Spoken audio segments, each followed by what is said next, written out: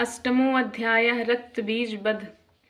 मैं अणिमा आदि सिद्धमयी किरणों से आवृत भवानी का ध्यान करती हूँ। उनके शरीर का रंग लाल है, नेत्रों में करुणा लहरा रही है तथा हाथों में पास, अंकुश, बाण और धनुष शोभा पाते हैं। ऋषि कहते हैं, चंड और मुंड नामक दैत्यों के मारे जाने पर तथा बहुत सी सेना का संहार हो जाने पर दैत्यों के राजा प्रतापी शुंभ के मन में बड़ा क्रोध हुआ और उसने दैत्यों की संपूर्ण सेना को युद्ध के लिए कूच करने की आज्ञा दी। वह बोला, आज उदयुद्ध नाम के 86 दैत्य सेनापति अपनी सेनाओं के साथ युद्ध के लिए प्रस्थान करें। कम्बु नाम वाले दैत्यों के 84 सेना नायक अपनी वाहिनी से घिरे हुए यात्रा करें। 50 कोटवीर कुल के और 100 धौम कुल के असुर सेनापति मेरी आज्ञा से सेना सहित कूच करे। कालक, द्यौहार्द, मौर्य और काल के असुर भी युद्ध के लिए तैयार हो मेरी आज्ञा से तुरंत प्रस्थान करें।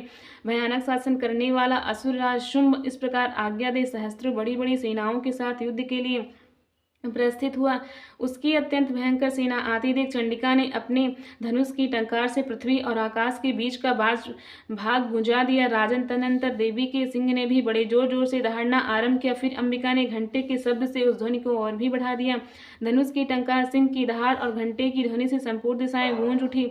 उस भयंकर शब्द से काली ने अपने विकराल मुख को और भी बढ़ा लिया था। इस प्रकार वे विजनीय हुई। उस तमिल नाद को सुनकर दैत्यों की सेनाओं ने चारों ओर से आकर चंडिका देवी, सिंह तथा काली देवी को क्रोधपूर्वक घेर लिया। राजन, इसी बीच में असुरों के विनाश था। देवताओं के अभ्युदय के लिए ब्रह्मा, विष्णु, शिव, कार्तिकेय, विष्णु तथा इंद्र आदि देवों की शक्तियां जो अत्यंत पराक्रम तथा बल से संपन्न थी, उनके शरीरों से निकलकर उन्हीं के रूप में चंडिका देवी के पास गई। जिस देवता का जैसा स्वरूप, जैसा वेशभूषा, जैसा वाहन, ठीक वैसे ही साधनों से संपन्न हो, उसकी शक्ति असुरों से युद्ध करने के लिए आए। सबसे पहले हंस युक्त विमान पर बैठी हुई अच्छ सूत्र और कमंडलों से शोभित ब्रह्मा जी की शक्ति उपस्थिति हुई, जिसे ब्रह्माणी कहते हैं। महादेव जी की शक्ति वृषभ पर आरूढ़ हो, हाथों में श्रेष्ठ त्रिशूल लिए, महानाग का कंकण पहने, मस्तक में चंद्र रेखा से विभूषित हो वहां आ पहुंची। कार्तिकेय जी की सख्त स्वरूप पर जगदम्बिका उन्हीं का रूप धारण किए श्रेष्ठ मयूर पर आरूढ़ हो, हाथ में शक्ति लिए दैत्यों से युद्ध करने के लिए आई। इसी प्रकार भगवान विष्णु की शक्ति गरुड़ पर विराजमान हो, शंख, चक्र, गदा,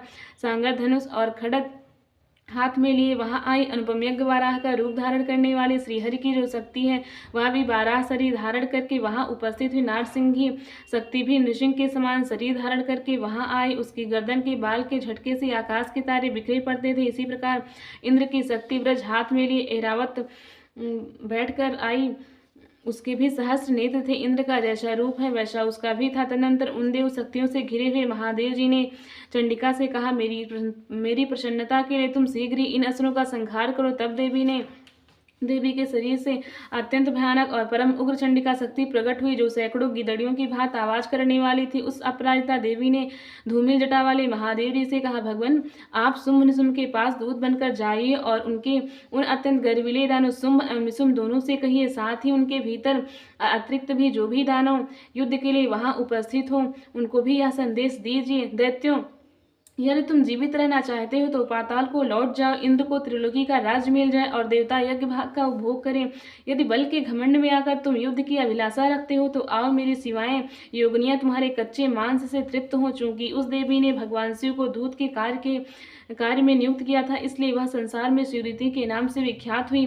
वे महादैत्य भगवान शिव के मुख से देवी के वचन सुनकर क्रोध में भर गए और जहाँ कात्यायनी विराजमान थी उस ओर बढ़े। तदनंतर वे दैत्य अमरस में भरकर पहले ही देवी के ऊपर बाण, शक्ति और शिष्ट आदि अस्त्रों की वृष्टि करने लगे। तब देवी ने भी खेल खेल में ही धनुष की टंकार और उसे छोड़ी हुए बड़े बड़े बाणों द्वारा दैत्यों के चलाए हुए बाण, शूल, शक्ति फर्शों को काट डाला। फिर काली उनके आगे होकर शत्रुओं के शूल के प्रहार से विदीर्ण करने लगी और खड्वांग से उनका कचुमन निकालती हुई रणभूमि में विचरने लगी। ब्रह्माणी भी जिस जिस ओर दौड़ती उसी ओर अपने कमंडलों का जल छिड़क कर शत्रुओं के ओज और पराक्रम को नष्ट कर देती थी।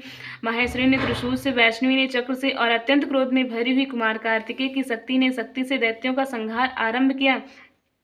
इंद्र शक्ति के ब्रज प्रहार से विदीर्ण हो सैकड़ों दैत्य दानव रक्त की धारा बहाते हुए पृथ्वी पर सो गए। बाराही ने बाराही शक्ति ने कितनों को अपनी थुथुन की मार से नष्ट किया, दाढ़ों के अग्रभाग से कितनों की छाती छेद डाली। कितने ही दैत्य उसके चक्र की चोट से विदीर्ण होकर गिर पड़े। नारसिंही भी दूसरे दूसरे महादैत्यों को अपने नखों से विदीर्ण करके खाती और सिंहनाद से दिशाओं और आकाश को गुंजाती हुई युद्ध क्षेत्र में विचरने लगी। कितने ही असुर शिवदूती के प्रचंड अट्टहास से अत्यंत भयभीत हो पृथ्वी पर गिर पड़े और गिरने पर उन्हें शिवदूती ने अपना ग्रास बना लिया। इस प्रकार क्रोध में भरे हुए मातृगणों को नाना प्रकार के उपायों से बड़े बड़े असुरों का मर्दन करते देख दैत्य सैनिक भाग खड़े हुए। मातृगणों से पीड़ित दैत्यों को युद्ध से भागते देख रक्तबीज नामक महादैत्य क्रोध में भरकर युद्ध करने के लिए आए। उसके शरीर से जब रक्त की बूंद पृथ्वी पर गिरती तब उसी के समान शक्तिशाली एक दूसरा महादैत्य पृथ्वी पर पैदा हो जाता।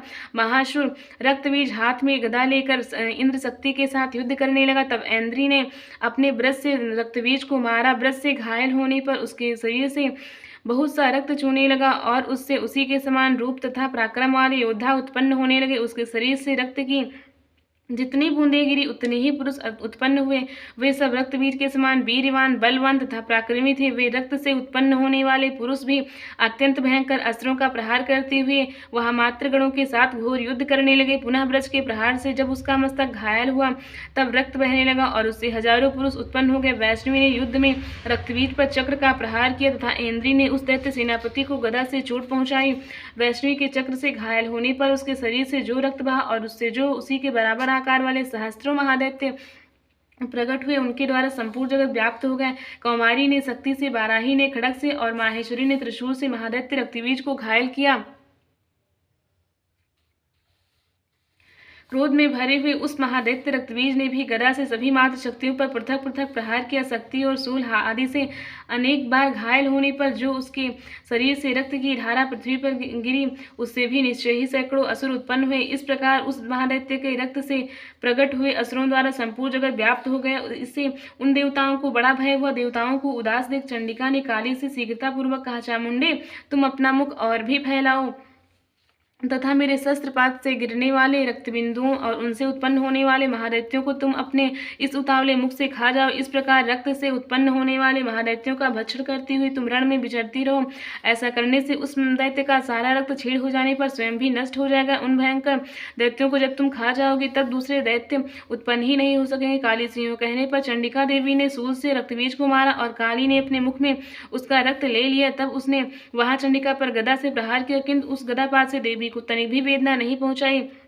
रक्तबीज के घायल शरीर से बहुत सा रक्त गिरा, किंतु ज्यों ही वह गिरा त्यों ही चामुंडा ने उसे अपने मुख में ले लिया। रक्त गिरने से काली के मुख में जो महादैत्य उत्पन्न हुए उन्हें भी वह चट कर गई और उसने रक्तबीज का रक्त भी पी लिया। तदनंतर देवी ने रक्तबीज को, जिसका रक्त चामुंडा ने पी लिया था, ब्रज, बाण, खड़ग तथा सृष्टि आदि से मार डाला। राजन इस प्रकार शस्त्रों के समुदाय से आहत एवं रक्तहीन हुआ महादैत्य रक्तबीज पृथ्वी पर गिर पड़ा। निर्देशक इससे देवताओं को अनुपम हर्ष की प्राप्ति हुई और मातृगण उन असुरों के रक्तपान से मर से उद्धत सा होकर नृत्य करने लगे।